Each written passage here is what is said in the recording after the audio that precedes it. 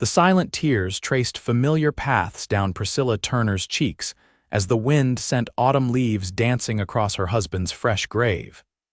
It had been exactly 2 months since typhoid had taken James, leaving her alone on their struggling homestead outside Willow Creek, Montana Territory, 1876. The grave marker was simple pine, the name and dates carved by her own trembling hands. "He would want you to live again, madam." The voice startled her from her grief. Priscilla turned to find a tall stranger on horseback, hat respectfully removed. His face was weathered by sun and wind, but his eyes held a kindness that seemed out of place in this harsh frontier. "I beg your pardon," her voice cracked from disuse. Besides the undertaker and the preacher, she'd barely spoken to anyone since James died. The cowboy dismounted, his movements fluid and practiced. "Forgive my intrusion. Thomas Yates, madam. I've taken work at the Preston Ranch north of here." He stood a respectful distance away.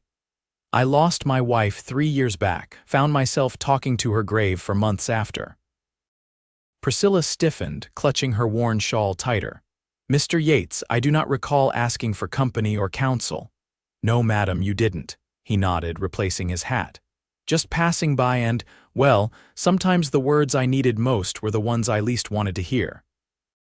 He tipped his hat and turned to leave. "Wait." The word escaped her before she could catch it. "You said you lost your wife." Thomas Yates turned back. "Yes, madam, childbirth lost her and the baby both." The simple statement of fact held such weight that Priscilla felt her wall of solitude crack slightly. "I'm sorry, that's difficult. It surely is." He glanced at the darkening sky. "Storm's coming in. Do you have far to go?" Priscilla looked toward her small homestead visible in the distance. "Just over that ridge." "Would you permit me to see you home safely? That sky doesn't look friendly." Normally, she would have refused. Propriety demanded it. But the thought of returning to the empty cabin with only grief for company suddenly seemed unbearable. "I suppose that would be acceptable, Mr. Yates." They walked in silence, her leading her mare, him his stallion. The rumble of thunder punctuated their journey. "How do you manage the homestead alone, Mrs. Turner?" he finally asked. "Poorly," she admitted, surprising herself with her honesty.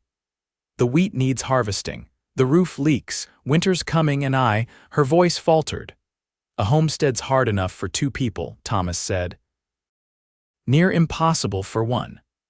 They reached her cabin just as the first heavy drops began to fall. The place looked even more forlorn than when she'd left it that morning, the sagging porch, the unharvested fields, the broken fence where the neighbors' cattle had wandered through. "Thank you for your escort, Mr. Yates." Priscilla forced dignity into her voice as she untied her small bag from her saddle. The rain intensified suddenly, coming down in sheets. Thomas glanced at his horse, then at the darkening sky. "Madam, I don't mean to impose, but I'd be grateful if I could wait out the worst of this storm on your porch. Riding in this isn't wise." Propriety warred with practical frontier sense. "You may shelter in the barn, Mr. Yates." Relief crossed his face. "Much appreciated." As he turned to go, Priscilla found herself saying, "The barn roof leaks worse than the house. You can wait inside. I'll make coffee." Inside her small cabin, Priscilla busied herself with the coffee pot, acutely aware of the stranger's presence. He stood respectfully by the door, water dripping from his hat and coat onto the plank floor. "You can hang your coat by the fire," she said, not looking at him. "Thank you, madam." He moved carefully, as if afraid to disturb the air in the cabin. When she brought the coffee, she found him studying a daguerreotype on the mantel James on their wedding day, looking younger and more hopeful than she remembered him ever being in life. "Your husband?" Thomas asked. "Yes, that was 5 years ago." She handed him a chipped cup. "You were young." 18. She sat at the table, keeping space between them. "We came west right after. James had dreams of building something of our own. Brave man. Foolish, perhaps," she said softly. "This land, it takes more than it gives." Thomas sipped his coffee. "It can. But it also teaches you what you're made of."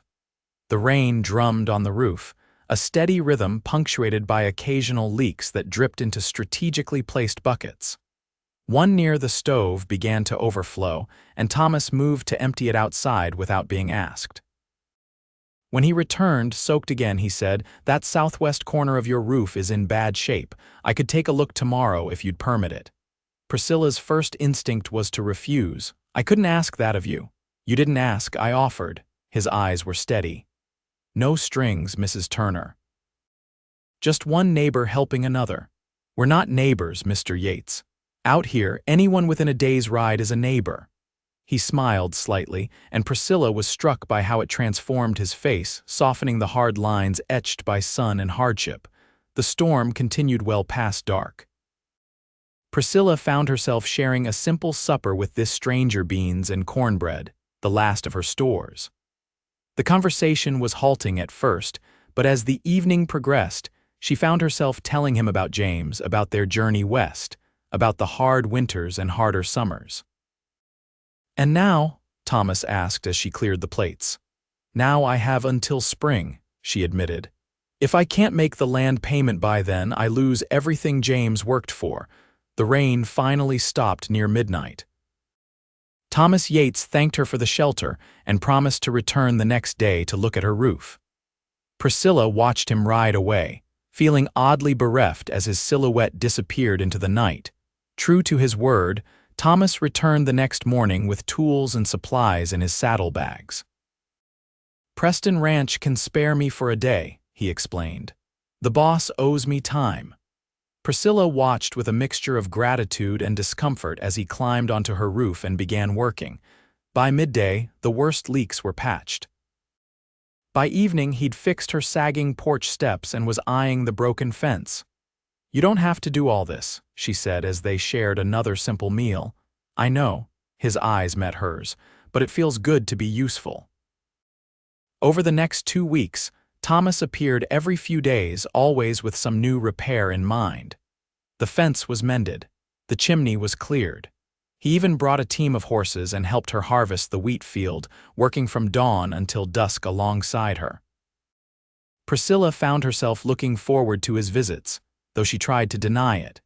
She began to take more care with her appearance, washing her hair and putting on her less worn dress when she expected him. She told herself it was simply proper respect for a kind neighbor. One evening, as they sat on her newly repaired porch watching the sunset, Thomas said, "Winter's coming soon." Yes, Priscilla felt a chill that had nothing to do with the autumn air. Winter alone in this cabin would be unbearable. "I've been thinking," he continued, his voice careful. "The Preston Ranch needs a cook for the winter season.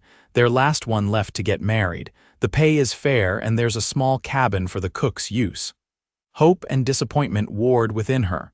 "You're suggesting I leave my homestead just for the winter," Thomas clarified. "It would give you income, shelter, and you wouldn't be alone.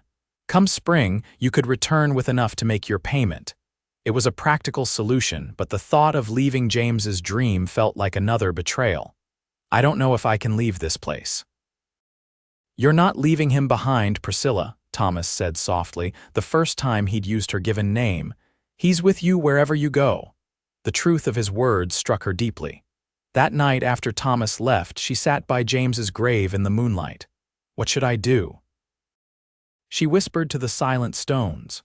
No answer came, but as the wind rustled through the cottonwoods, she felt a sense of peace settle over her. The next day, she agreed to Thomas's suggestion. Within a week, she had packed her few valuables, locked up the cabin, and traveled to the Preston Ranch. Mrs. Preston, a stern but fair-minded woman in her 50s, welcomed the help and showed Priscilla to a tidy cabin near the main house. Life at the ranch was busy and structured. Priscilla rose before dawn to prepare breakfast for the ranch hands, spent her days baking and cooking, and fell into bed exhausted each night. The work was hard but satisfying, and the regular meals and warm shelter began to restore her health. Thomas, she discovered, was well respected among the men. He worked primarily with the horses, having a natural way with even the most difficult animals. He kept a respectful distance, never presuming upon their friendship, but often found reasons to pass by the kitchen or offer to carry heavy supplies for her. As November turned to December, Priscilla realized she was sleeping through the night for the first time since James died. The crushing weight of grief was lifting, replaced by something more bittersweet, a remembrance that didn't consume her every waking moment. One evening, as snow fell softly outside, Mr. Preston announced that there would be a Christmas celebration at the ranch, with families from neighboring homesteads invited. "We need some cheer in this God-forsaken winter," he declared. "Mrs. Turner, can you manage a proper feast?" "I believe I can, sir," she replied, already mentally calculating what supplies she would need. The preparations consumed the next 2 weeks. Priscilla threw herself into the planning, creating menus and baking treats to store for the celebration. Thomas helped where he could, bringing in wild game and riding to town for special supplies. On Christmas Eve, the ranch house was transformed. Pine boughs decorated every surface, candles glowed in the windows, and the smell of roasting meat filled the air. Neighbors arrived in wagons and on horseback, bringing children and musical instruments and bottles of homebrew. Priscilla, in her best dress carefully mended and pressed, felt a flutter of anxiety as the house filled with strangers. She busied herself in the kitchen until Mrs. Preston insisted she join the celebration. "You've earned a night of pleasure, Mrs. Turner," the older woman said kindly. "The food is magnificent. Now enjoy the fruits of your labor." Hesitantly, Priscilla entered the main room where fiddlers played and couples danced. She stood against the wall watching until Thomas appeared beside her. "May I have this dance?" he asked, extending his hand. "I haven't danced since." She couldn't finish the sentence. "Then it's high time you remembered how," he said gently. The dance was a simple reel, nothing intimate, but the warmth of Thomas's hand on her sent an unexpected thrill through her body. As they moved through the figures of the dance, Priscilla felt something awakening within her that she had thought died with James. Later, as the night grew deep and children fell asleep in corners, Thomas led her outside to the porch. The snow had stopped and the sky was clear and brilliant with stars. "Merry Christmas, Priscilla," he said, handing her a small package wrapped in brown paper. "Thomas, I didn't get you anything," she protested. "You've given me plenty," he replied. "Open it." Inside was a small wooden carving of a horse, delicately crafted with flowing mane and alert ears. "Did you make this?" He nodded, looking almost shy. "Been working on it evenings, not much else to do in winter. It's beautiful." She traced the smooth wood with her fingers. "Thank you." They stood in comfortable silence, looking at the stars. Then Thomas said quietly, "I meant what I said that day at your husband's grave. He would want you to live again." Priscilla felt tears spring to her eyes, but they weren't the bitter tears of grief. "I think I'm starting to believe that." January and February passed in a blur of work and snow. The ranch became isolated as drifts blocked the roads, but there was a comforting routine to the days. Priscilla found herself looking forward to evenings when the work was done and the ranch hands gathered in the kitchen for stories and songs. Thomas often brought his harmonica, playing melodies that ranged from mournful to joyous. One such evening, as others drifted off to their bunks, Thomas lingered in the kitchen, helping Priscilla clean up. Their hands touched as they both reached for the same pot, and neither pulled away immediately. "Priscilla," Thomas said, his voice low. "I want to say something, but I'm afraid of speaking too soon or saying too much." Her heart raced, but she met his gaze steadily. "Say what's in your heart, Thomas." "I have feelings for you," he said simply. "I didn't plan it, didn't expect it, but there it is." Priscilla took a deep breath. "I have feelings for you too, and I feel like I'm betraying James by even saying that." Thomas took her hands in his. "Loving again doesn't erase what you had with him. It honors it, shows that he taught you how to love and love well." Tears spilled down her cheeks, but she nodded. "I need time, Thomas, to be sure." "We have time," he assured her. "I'm not going anywhere." As March brought the first hints of thaw, Priscilla began to think about returning to her homestead. The winter's wages would allow her to make the land payment, but the prospect of returning to solitude no longer appealed to her. One evening, she confided this to Thomas as they walked along the river, now breaking free of ice. "I don't know if I can live there alone again," she admitted. "But I can't bear to lose what James worked so hard for." Thomas was quiet for a long moment. Then he said, "What if you weren't alone?" Priscilla's breath caught. "What do you mean?" He turned to face her, taking both her hands in his. "I'm asking if you might consider a partnership. Me and you working that land together." She couldn't finish the question. "As whatever you're comfortable with," he said. "We could start as business partners if that feels right, but Priscilla, I won't hide that I hope for more in time." She looked into his honest face, weathered by years and hardship but still so capable of kindness. "Thomas, are you proposing marriage?" "I'm proposing possibility," he said. "I know it's been less than a year since James passed. I know proper mourning takes time. But out here, life doesn't always wait for proper." Priscilla thought of the empty cabin, the struggling land. She thought of James, of his dreams for that place, and she realized with sudden clarity that those dreams had always included her happiness. "I need to think," she said, "to be sure." "Of course." He squeezed her hands gently before releasing them. As April arrived and the time came for her to return to the homestead, Priscilla still hadn't given Thomas an answer. He respected her silence, continuing to treat her with the same gentle consideration he always had. The day before she was to leave, Thomas approached her with a proposal. "Let me ride with you tomorrow, help you get the place opened up. No pressure, no expectations, just a friend helping a friend." Grateful for his understanding, Priscilla agreed. The next morning they set out together, her few possessions packed in saddlebags. The journey was pleasant, the spring air fresh with promise. As they crested the final ridge and her homestead came into view, Priscilla felt a mix of emotions: grief for what was lost, anxiety about the future, but also a surprising sense of homecoming. The cabin was just as she'd left it, though winter had added new weathering to the logs. Thomas helped her open the shutters and air out the musty interior while she swept away the dust of absence. When the basic cleaning was done, Priscilla knew it was time to visit James's grave. Thomas seemed to sense her need. "I'll start checking the fences," he said. "Take all the time you need."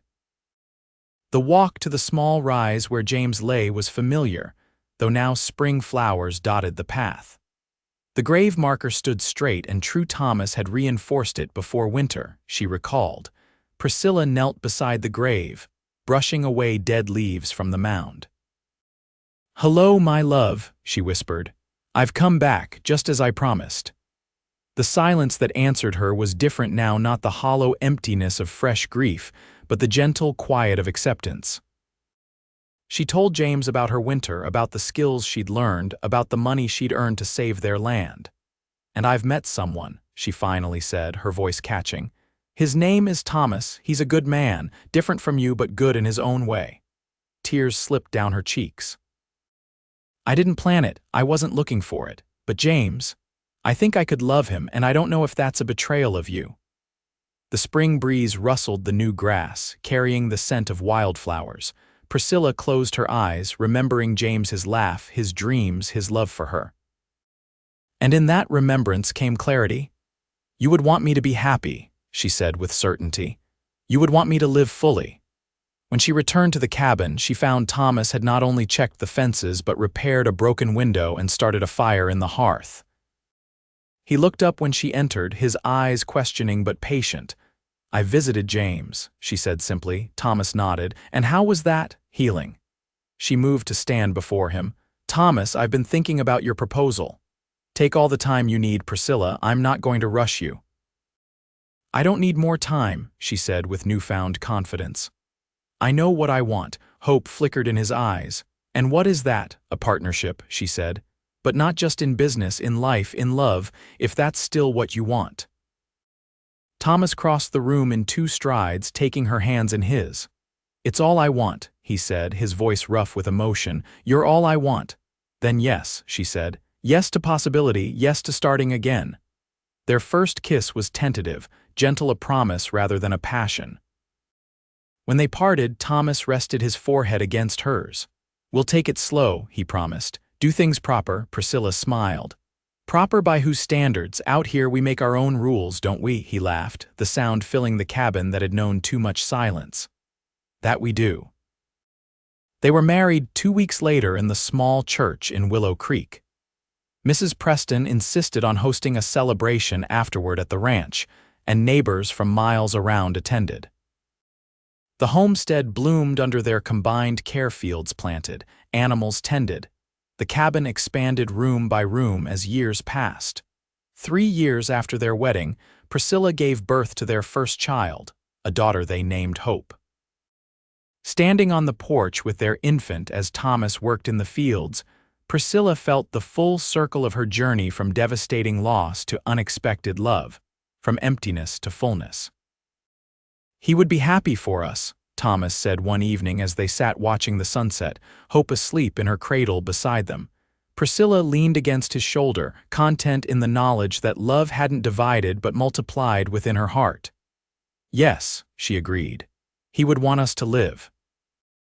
And that's exactly what we're doing. The homestead that had once represented only loss and struggle now stood as testament to resilience and second chances. And on quiet evenings, when Thomas played his harmonica and Priscilla sang to their daughter, the cabin seemed to hold not just their present joy but all the love that had come before a continuum of life lived fully, despite and because of all they had endured. "I love you, Priscilla Yates," Thomas would say each night before they slept, and Priscilla would answer, her heart full and at peace, "I love you too, today and all my tomorrows."